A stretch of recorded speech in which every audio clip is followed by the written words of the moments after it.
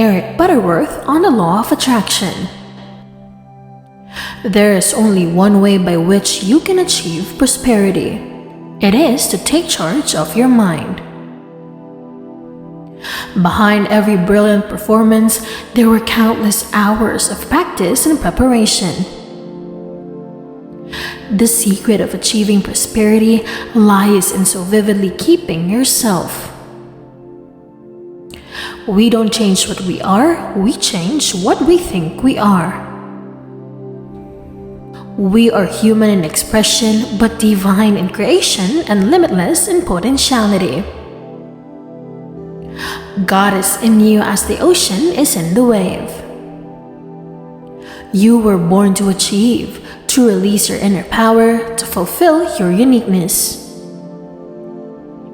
Things may happen around you, and things may happen to you, but the only things that matter are the things that happen in you.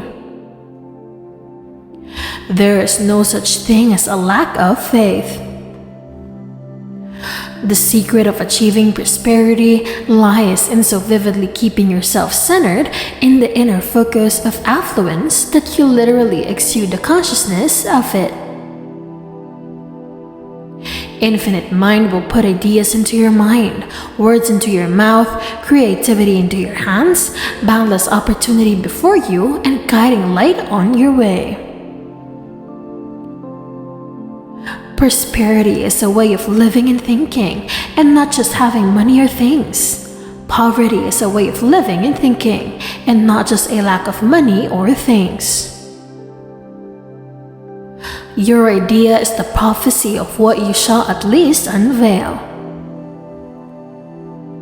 If opportunity doesn't knock, build a door. Don't go through life, grow through life. Dare to conceive of greater things for yourself. Happy relationships depend not on finding the right person, but on being the right person. You were born to achieve, to release your inner power, to fulfill your uniqueness. Your vision is the promise of what you shall one day be. But the greatest mistake is believing that we're only human. We are human in expression, but divine in creation and limitless in potentiality. Why be an average person? All the great achievements of history have been made by strong individuals who refused to consult statistics or to listen to those who could prove convincingly that what they wanted to do, and in fact ultimately did do, was completely impossible. Blessed are the peacemakers, for they shall be called sons of God. This challenge did not come to stay, it came to pass. No matter how real or substantial it seemed to be, it would pass away, just as every other undesirable situation before it had done. It had come to bring me something I needed for my own growth, but now it will pass on into oblivion. The child who is taken only as he is, whose potentiality is ignored or slighted, remains where he is, or even slides backward. But the child who is treated as if he is already what he should be, often begins to make the most startling progress for what he can be. You must still believe that I am, and then work tirelessly to act the part. You must claim your freedom, realizing that it does not mean doing what you like, but becoming what you should. Man is not in the world to set it right, but to see it rightly. And right seeing is the passport from illusion to the heaven of accomplishment.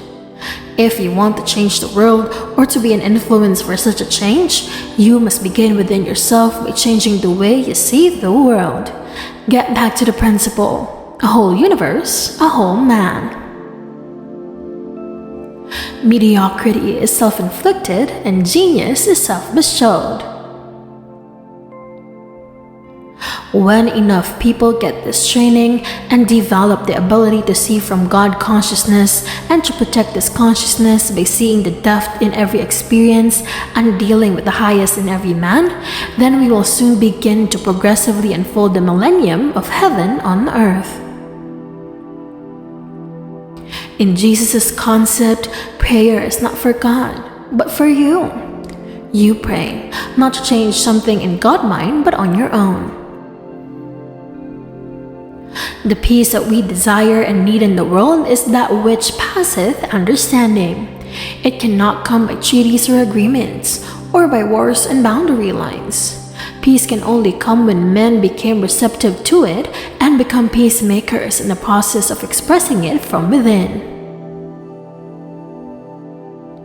The unfoldment of His own innate divinity, salvation in the truest sense of the word, and that is by bringing about a radical and permanent change for the better in His own consciousness.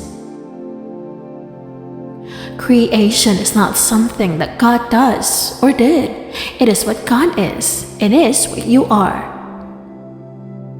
We are whole creatures in potential, and the true purpose of desire is to unfold that wholeness, to become what we can be.